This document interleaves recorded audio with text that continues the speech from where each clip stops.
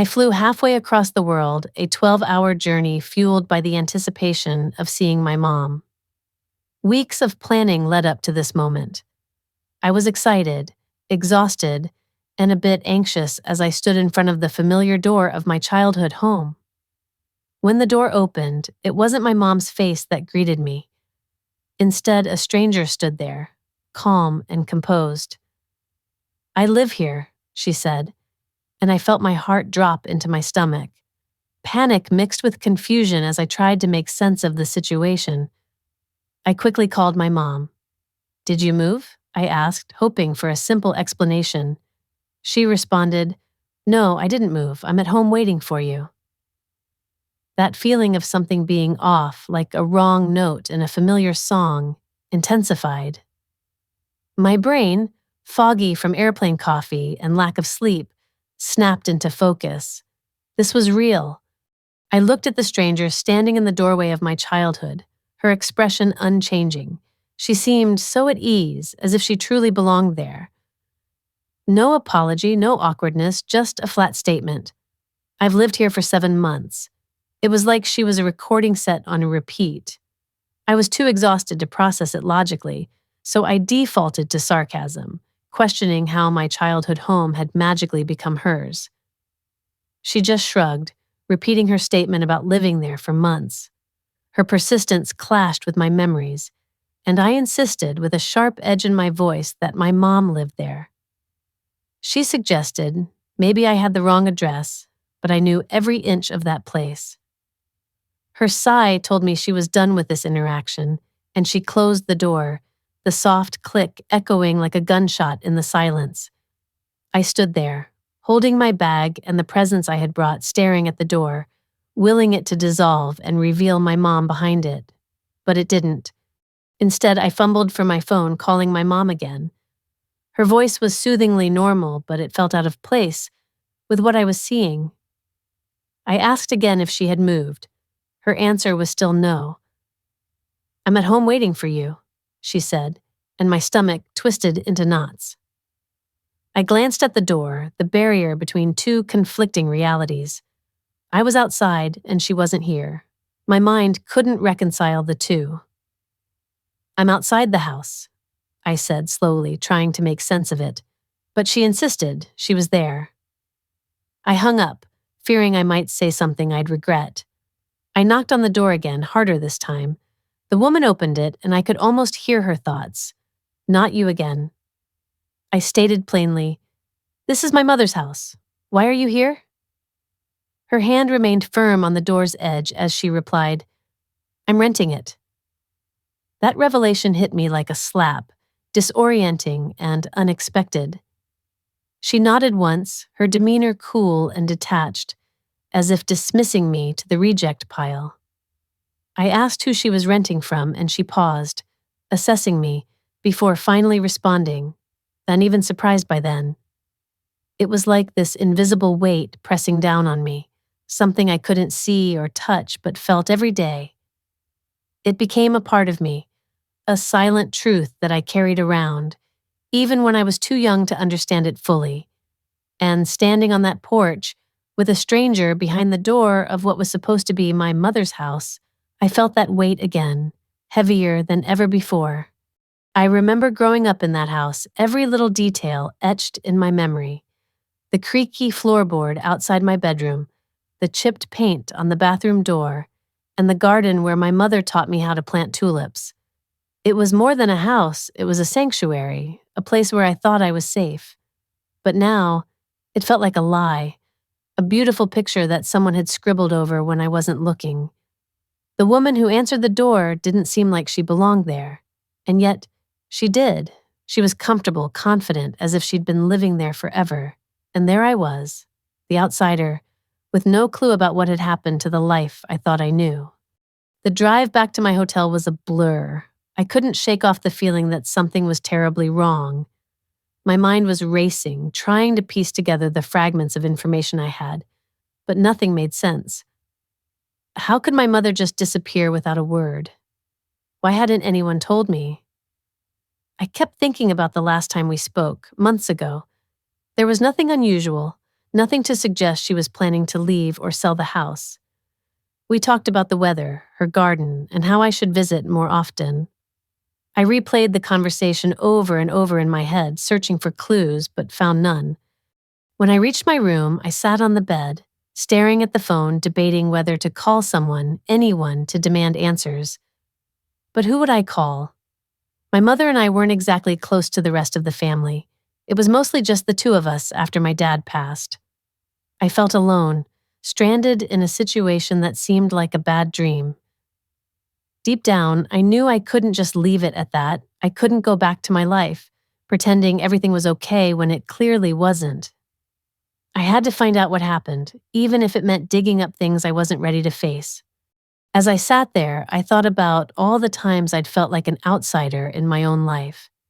My stepfather had a way of making me feel like I didn't belong, like I was an unwanted guest in my own home. It was subtle, almost imperceptible, but it was there. And my mother, maybe she saw it, maybe she didn't. Maybe she chose not to see it because it was easier that way. I often wondered if she truly believed the things he said about me, the little doubts he planted in her mind. I wanted to believe that she knew me better, that she saw through his facade, but that hope was slowly eroded over the years. The next morning, I decided to pay a visit to the neighbors. Maybe they knew something. Mrs. Henderson had lived next door for as long as I could remember. She used to babysit me when I was little, and I hoped she might have some information. As I walked up her driveway, I felt a surge of anxiety, unsure of what I would find. But I had to try.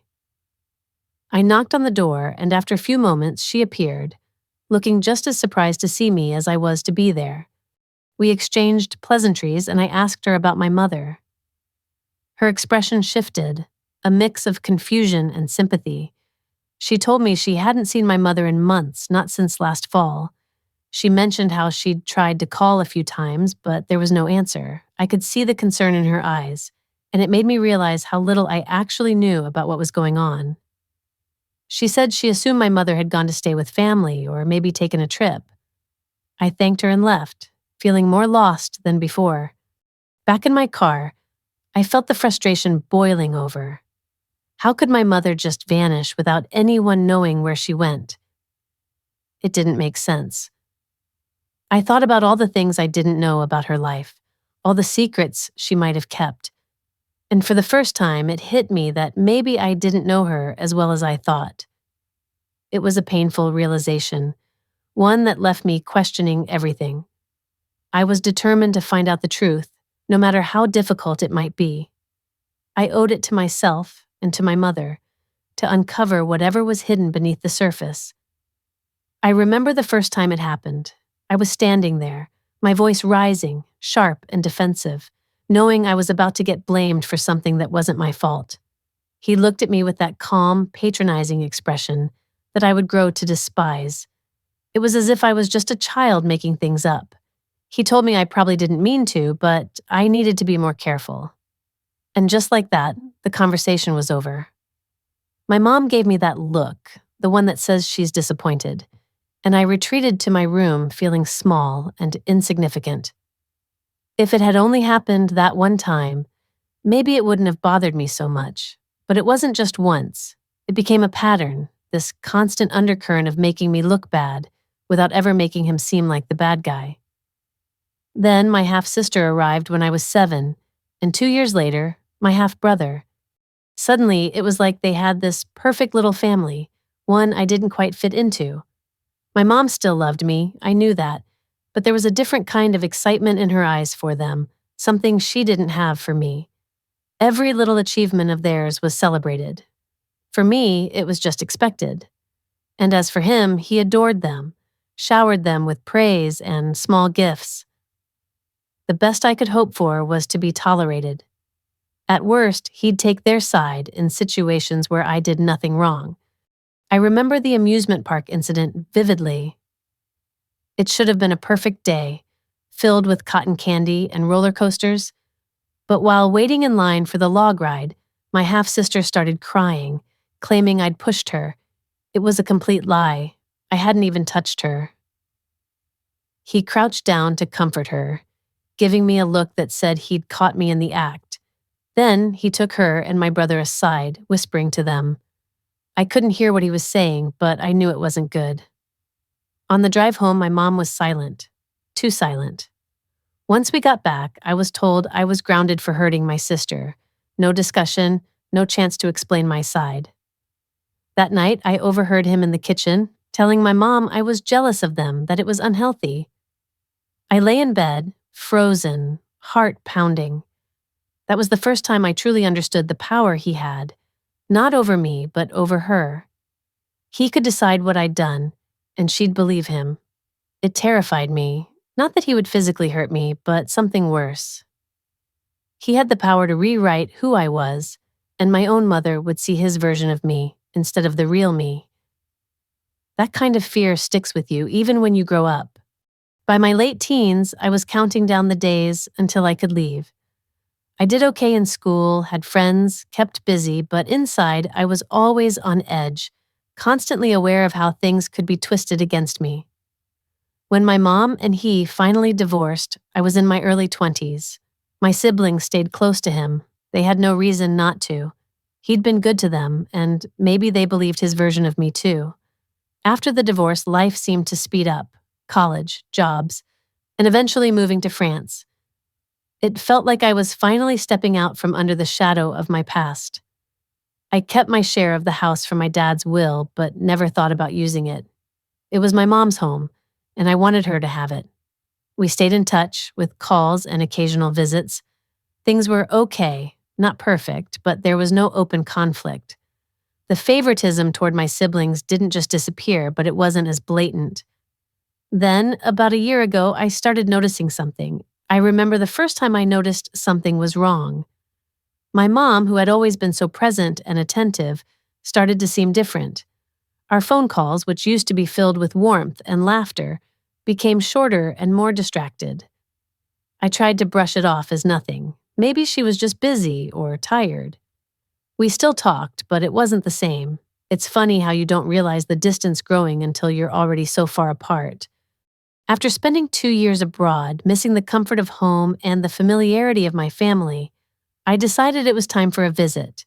I needed to see her, to feel that connection again, even if I never completely felt like I belonged. I called her, announcing my arrival, and she sounded genuinely pleased, assuring me she'd be home, if only I had known what awaited me. When I finally made it back, I stood on the sidewalk in front of what used to be my childhood home. It was strange, staring at the front door that now felt foreign. I called my mom again, asking for her address, trying to sound nonchalant. There was a brief pause before she asked why I needed it. I made up an excuse about wanting to ensure I was heading to the right place. She laughed it off as if it was just another one of my quirks, and gave me an address on the other side of town. I'd never heard of that street before, but I said I'd be there soon and hung up quickly, avoiding further questions. As I rode in the Uber across the city, I watched the neighborhoods change from familiar to unrecognizable. The buildings became older, the streets less maintained. My heart felt heavier with each passing block. When we finally arrived, I found myself standing in front of a tall, gray building with flickering lobby lights and chipped tile floors. It was a far cry from the home I remembered. I took the stairs, each landing carrying the faint but distinct smell of fried food and something else I couldn't quite place. When she opened the door, I was taken aback. The woman standing there seemed smaller, the one-room studio barely holding space for a bed, a table, and 2 mismatched chairs. A hot plate on the counter served as the entire kitchen. It was a shock. Without thinking, I asked her what this place was. She looked at me like I had asked something obvious. This was her apartment. I couldn't understand how she ended up here. She reminded me of the decision to rent out the house, something I allegedly told my siblings to handle. It felt like the ground beneath me shifted. I had no memory of such a conversation.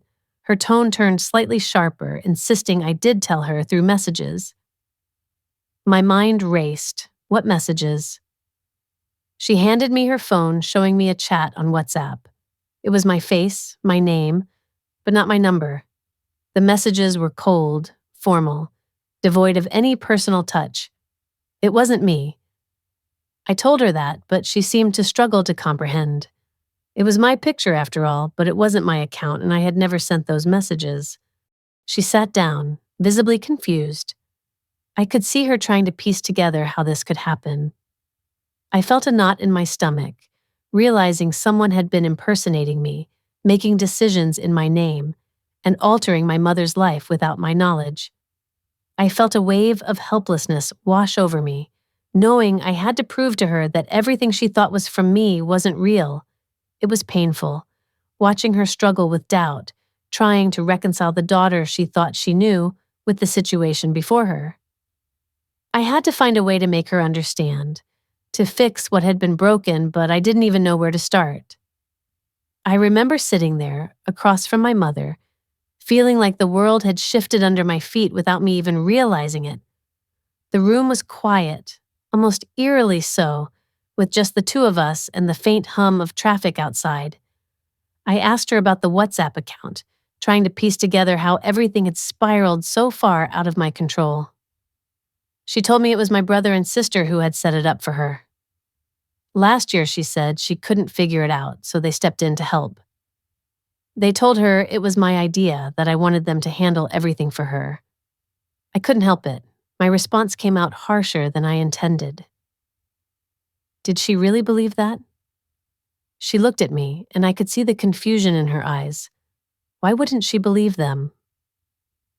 They were there, in person, telling her they were helping on my behalf. They told her that I didn't want to talk about it, that it would just upset me if we discussed it over the phone, and that I had already made up my mind. I felt a lump in my throat, knowing I had never said any of that, not once. She stared at me, trying to reconcile the words she was hearing now with everything she'd been led to believe. So you didn't ask them to rent out the house?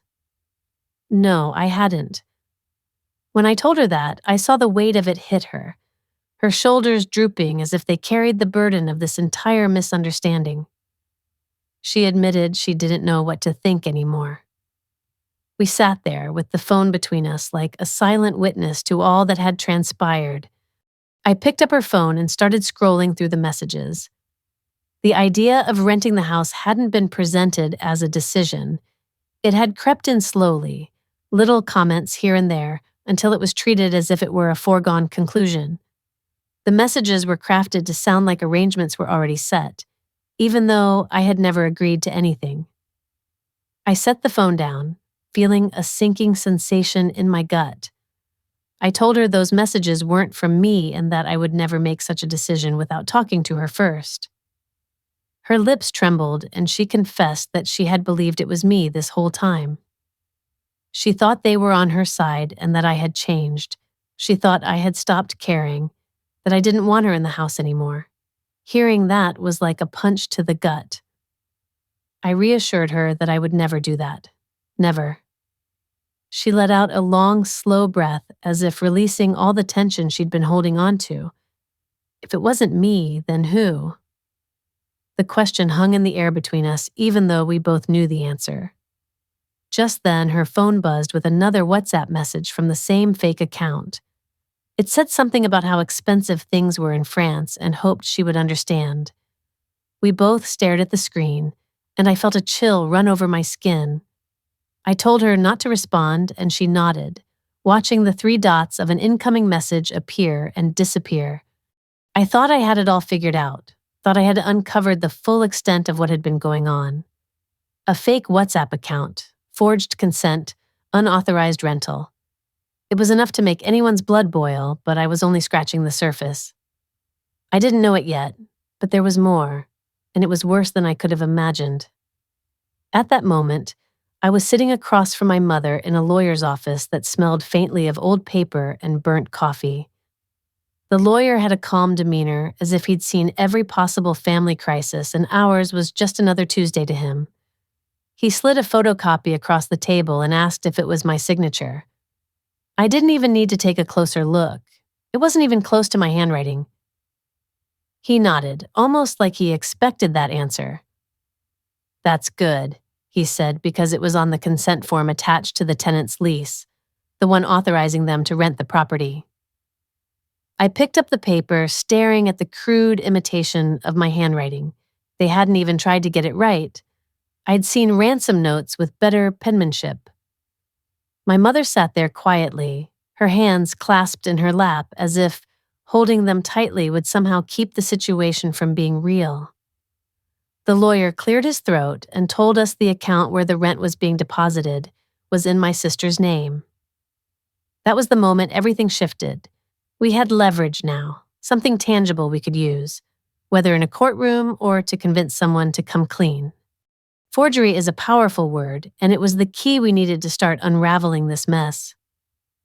2 days after we discovered what happened, my mother and I found ourselves in my sister's kitchen, standing in a silence that felt heavy and charged. My sister leaned against the counter, arms crossed casually, while my brother sat at the table seemingly absorbed in his phone. I placed the lease copy on the counter, the paper feeling like it held the weight of betrayal. I wanted answers, and I wanted them now. My sister just glanced at it, a shrug her only response. "We were supposedly managing things for my mother," she said, implying that she didn't need all that space. But that wasn't my question. Why was my name on the lease without my permission? Finally, my brother looked up, claiming they thought I wouldn't care since I didn't live there anymore. As if distance erased ownership or responsibility. My sarcasm went unnoticed. My mother stepped forward, demanding the return of the rent money, every cent of it. My sister's expression barely changed, but she insisted it wasn't that simple. My brother hesitated before admitting they didn't have the money. The room felt like it was holding its breath. How could they not have it? His response was slower, revealing a truth that felt like a punch. They gave it to my dad. My mother's face lost all color at those words. He needed it, my sister added quickly, mentioning his business downfall and debts. They were helping him. I laughed, a bitter sound that seemed to echo in the room. They forged my signature, impersonated me, evicted our mother from her home, and rented it out, all to save a man who made my childhood feel like I was an unwelcome guest in my own life. They couldn't meet my eyes. My mother's voice trembled as she confronted them, feeling betrayed by those she thought were protecting her. My sister, with an air of defiance, claimed they had to help our father. I pointed out the obvious. They didn't just let him sink, they threw our mother overboard to save him. The conversation that followed was short, filled with raw emotions and harsh truths. We had proof of everything: the forgery, the unauthorized payments, the illegal use of the property. I laid out what the lawyer had advised. We could take this to court or involve the police.